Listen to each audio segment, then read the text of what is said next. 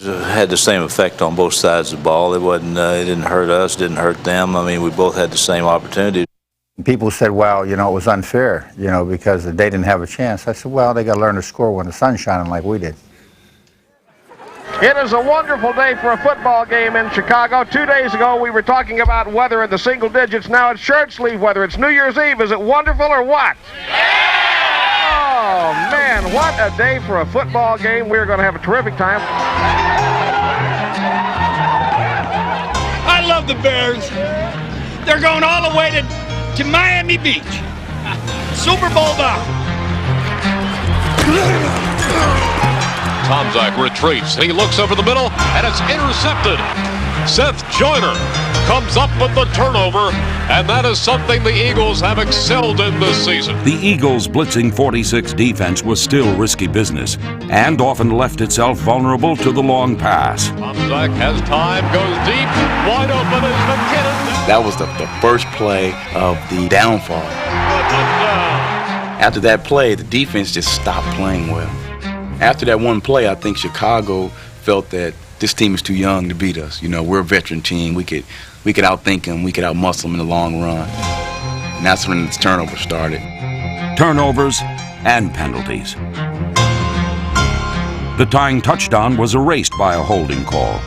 And on the very next play, the Eagles once again beat themselves. He's being chased. He's firing. And it is tipped in the air and caught by Fleck. And it's holding against the Eagles. Another penalty back upfield. 2 touchdowns called back here. Indeed, the Eagles had every opportunity to take control of the game.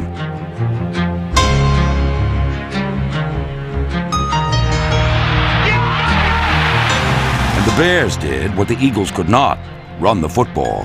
The give goes to Anderson, who goes right up the middle for the touchdown. It was then that the light mist that breezed through Soldier Field became something else. It was eerie feeling. You could see, like, right at the end of the half that something strange was going on.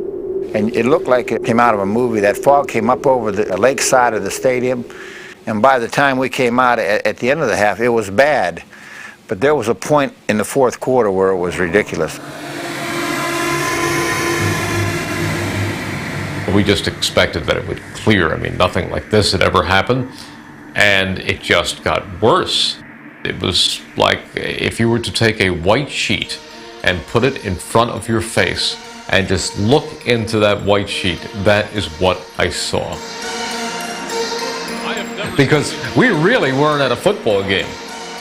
We were up in an isolated box staring into a wall. You can't see the field. We were down, so, you know, we were forced to go to the passing game. So our strength to our game was Randall running and throwing the ball, you know, getting out of the pocket, improvising. When the fall came in, it just ruined the whole thing. So you can't resort to a running game that's not been productive.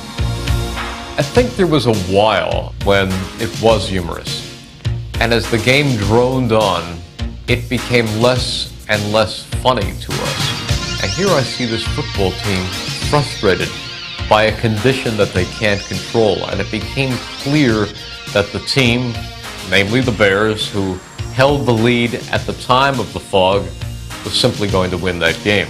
Cunningham fires the pass, and it is intercepted. It may be intercepted by the Bears, and that must be what is happening as they are all over on the far side of the field as Cunningham evidently fired into the fog and was picked off that time by the Bears, and that could do it right there. So you'd hate to say that, well, they would have won the game had the fog not been there. So they wasted opportunities. They did have a chance to put themselves in good shape. They would have had a chance to win that game.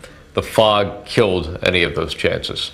You know, there's always shouldas and couldas and wouldas, but, you know, champions don't say, well, we could have had. They'll let you know that we had it and we got it. You know, there were a lot of shouldas and couldas during that game, but we just never took advantage of it. Well, welcome to Chicago, where the weather can change at any minute, and it certainly did today. Probably the most effective thing that'll happen today is team next week can't look at film on it.